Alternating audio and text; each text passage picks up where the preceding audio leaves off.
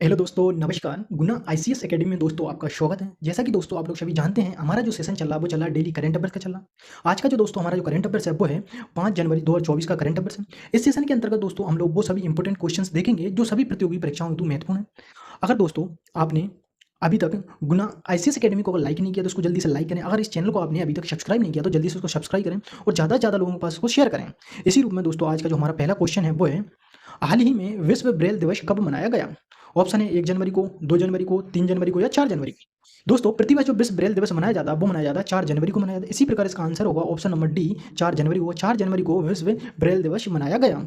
इसके बाद अगर देखा जाए दोस्तों आज की जो परीक्षा पर जो चर्चा वो है, 1 जनवरी को जो मनाया गया वो विश्व पारिवारिक दिवस मनाया गया। वहीं 1 जनवरी को डीआरडीओ ने अपना 66वां स्थापना दिवस मनाया। डीआरडीओ जो स्थापना हुई थी दोस्तों वो 1 जनवरी 1958 ईस्वी को हुई थी। इसका मुख्यालय जो है नई दिल्ली में। वर्तमान जो इसके प्रमुख है वो डॉक्टर समीर कामत हैं। इसी रूप में 3 जनवरी को जो मनाया गया दोस्तों वो international mind body wellness day मनाया गया। और 4 जनवरी को जो मनाया गया वो विश्व ब्रेल दिवस मनाया गया। इसके बाद अगला जो क्वेश्चन है वो है, हाल ही में हेम तेंदुआ को किसने राष्ट्रीय प्रतीक घोषित किया? यानी कि जो हेम तेंदुआ है, हेम तेंदुआ को किस देश ने राष्ट्रीय प्रतीक के रूप में घोषित किया है? ताजिकिस्तान ने, किर्गिस्तान ने, उज्बेकिस्तान ने या कजाकिस्तान? दोस्तों हाल ही में किर्गिस्तान ने हेम तेंदुआ को राष्ट्रीय प्रतीक के रूप में घोषित किया है। इस प्रकार इसका आंसर होगा ऑप्शन नंबर बी, किर्गिस्तान होगा। इसके बाद और आगे देखा जाए दोस्तों अगला जो क्वेश्चन है वो है, हाल ही में आत्मनिर्भर भारत उत्सव 2024 का आयोजन कहाँ किया गया?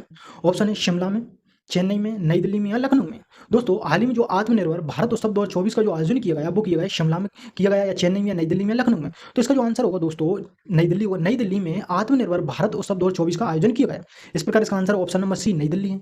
इसके बाद और आगे देखा जाए, हाल ही में छात्रों के प्रदर्शन का समग्र मूल्यांकन करने के लिए गुणोत्सव 2024 किसने प्रारंभ किया? मेघालय ने, असम ने, अरुणाचल प्रदेश ने, पश्चिम बंगाल ने। दोस्तों जो गुणोत्सव 2024 है वो असम ने प्रारंभ किया। इसका जो प्रारंभ किया वो किया छात्रों के प्रदर्शन का जो समग्र अध्ययन करने के लिए किया। इस प्रकार इसका आंसर होगा ऑप्शन नंबर बी, असम होगा। और आगे देखा जाए अगला जो क्वेश्चन है वो है, उससे पहले असम से संबंधित जानकारी, जैसे कि असम की राजधानी दिसपुर है। वर्तमान जो मुख्यमंत्री हैं असम के वो है हिमंत बिस्वा शर्मा है। वहीं वर्तमान जो राज्यपाल हैं वो है गुलाब चंद कटारिया हैं। इनकी हाल ही में जो असम के मुख्य न्यायाधीश जो नियुक्त किए गए हैं वो किए गए न्यायमूर्ति विजय बिश्नोई किए गए। गुणोत्सव 2024 का जो प्रारंभ किया असम ने वो छात्रों के प्रदर्शन का समग्र मूल्यांकन करने के लिए किया। इसके बाद अगला जो क्वेश्चन है वो है, हाल ही में किसे विदेश मंत्रालय का नया प्रवक्ता नियुक्त किया गया है? ऑप्शन है अरविंद वागची को, रणधीर जायसवाल को, रविंद्र कुमार त्यागी को या नीना सिंह को। दोस्तों हमने जैसा कि देखा था अरविंद वागची को हाल ही में जो नियुक्त किया गया था, अरविंद जो बागची को संयुक्त राष्ट्र संघ में भारत का स्थायी सदस्य नियुक्त किया गया, यानी कि यूएनओ में भारत का जो स्थायी सदस्य नियुक्त किया गया वो अरविंद बागची को किया गया। वहीं अगर देखा जाए इनकी जगह जो रणधीर जो जायसवाल हैं इनका अरविंद बागची का स्थान लिया, रणधीर जायसवाल ने लिया। इनको विदेश मंत्रालय का प्रवक्ता नियुक्त किया गया। जबकि रविंद्र कुमार जो त्यागी हैं, रविंद्र कुमार त्यागी को पावर ग्रिड कॉर्पोरेशन का अध्यक्ष एवं प्रबंध निदेशक नियुक्त किया गया।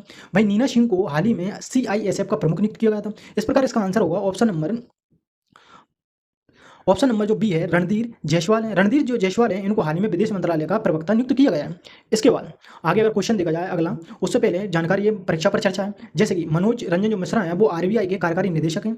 वहीं जो प्रवीण मधुकर हैं वो सीबीआई के संयुक्त निदेशक हैं। राजन जो मेनन है वो सशस्त्र बल न्यायाधिकरण के अध्यक्ष हैं। वहीं हीरालाल जो सामरिया हैं वो मुख्य सूचना आयुक्त हैं। राहुल जो नवीन है वो प्रवर्तन निदेशालय यानी कि ईडी के निदेशक हैं। इसके बाद गिरीश चंद्र मुर्मू को संयुक्त राष्ट्र लेखा परीक्षक पैनल के उपाध्यक्ष के रूप में नियुक्त किया गया। वहीं अनिश शाह को फिक्की के वर्तमान में अध्यक्ष नियुक्त किया गया। K N Shanti Kumar press trust of India board के अध्यक्ष हैं। आलोक जो शर्मा है वो स्पेशल प्रोटेक्शन ग्रुप यानी कि एसपीजी के महानिदेशक हैं। इसके बाद जो प्रमोद अग्रवाल हैं, प्रमोद अग्रवाल बॉम्बे स्टॉक एक्सचेंज के चेयरमैन हैं। इसके बाद और अगला क्वेश्चन देखा जाए उससे पहले और जानकारी है परीक्षा पर चर्चा, जैसे कि प्रकाश जो श्रीवास्तव है वो हैं राष्ट्रीय हरित न्यायाधिकरण के अध्यक्ष हैं। नीना सिंह जो है वो सीआईएसएफ की प्रमुख हैं। वहीं अतनु जो चक्रवर्ती हैं वो एचडीएफसी बैंक के अध्यक्ष हैं। सीएस राजन जो है वो है कोटक महिंद्रा बैंक के अध्यक्ष हैं। अनीश दयाल सिंह को हाल ही में केंद्रीय रिजर्व पुलिस बल यानी कि सीआरपीएफ का महानिदेशक नियुक्त किया गया है। रविंद्र कुमार जो त्यागी हैं वो पावर ग्रिड कॉर्पोरेशन के अध्यक्ष और प्रबंध निदेशक हैं। इसके बाद आज का जो शुभ विचार है कि कर्म करते रहिए नदी की तरह, मंजिल अपने आप मिल जाएगी समुद्र की तरफ। यानी कि जो कर्म है आपका, कर्म आपको नदी की तरह करना, जो मंजिल है आपको ऑटोमेटिक समुद्र की तरह मिल जाएगी। यानी कि कर्म करते रहिए नदी की तरह, मंजिल अपने आप मिल जाएगी समुद्र की तरह।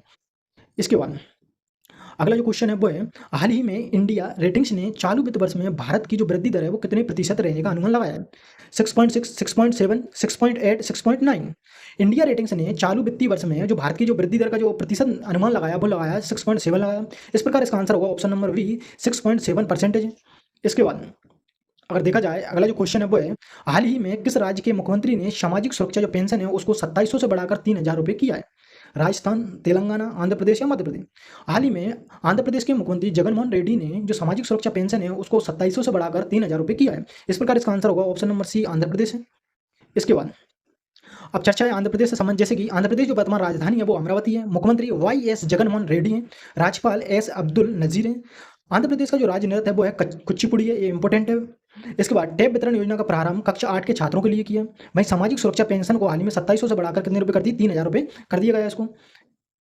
इसके बाद अगला जो क्वेश्चन है वो है, हाल ही में प्रधानमंत्री नरेंद्र मोदी ने 400 करोड़ रुपए के फास्ट ब्रीडर रिएक्टर प्लांट का उद्घाटन कहाँ किया है? ओडिशा में, गुजरात में, तमिलनाडु में, कर्नाटक में? तो जो फास्ट ब्रीडर रिएक्टर प्लांट का जो उद्घाटन किया वो किया तमिलनाडु में किया। इस प्रकार इसका आंसर होगा ऑप्शन नंबर सी, तमिलनाडु है। इसके बाद अब जो जानकारी है वो तमिलनाडु संबंधित है, परीक्षा पर जो चर्चा है वो तमिलनाडु से संबंधित है।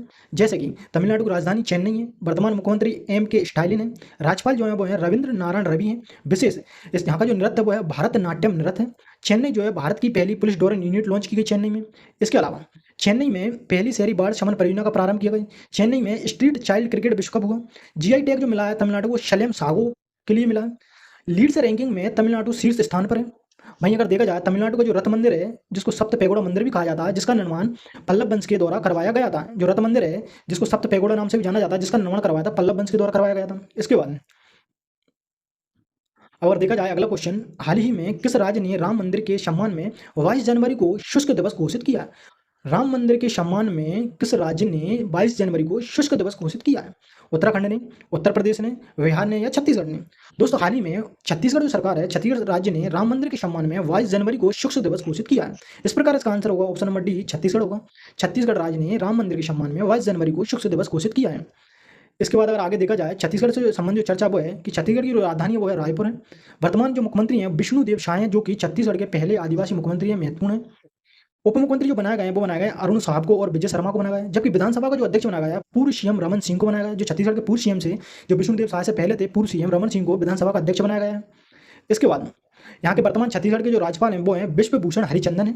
विधानसभा की जो सीटें हैं 90 सीटें, राज्यसभा की 5 सीटें और लोकसभा की 11 सीटें यहाँ पे। 22 जनवरी को शुष्क दिवस घोषित किया राम मंदिर के सम्मान में, इंपॉर्टेंट क्वेश्चन है छत्तीसगढ़ के लिए।